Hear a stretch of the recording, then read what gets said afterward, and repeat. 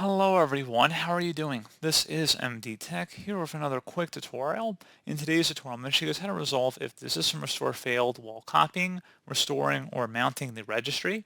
So this should hopefully be a pretty straightforward process here, guys. And without further ado, let's go ahead and jump straight into it.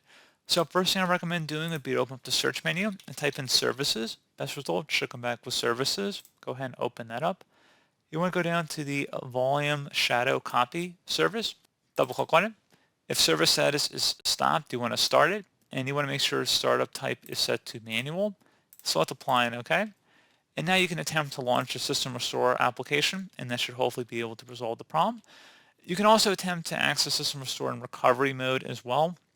So if you were to open up the search menu, select the power icon, and now hold down the shift key on your keyboard, and then left click on restart again while holding down the shift key.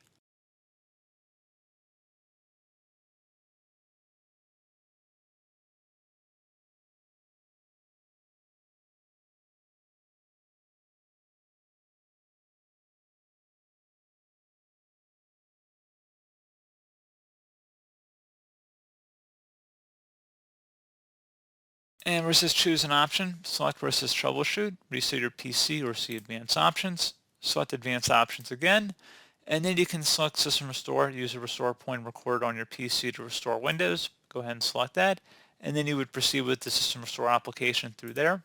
So pretty straightforward process on that. Do hope I was able to help you out, and I do look forward to catching you all in the next tutorial. Goodbye.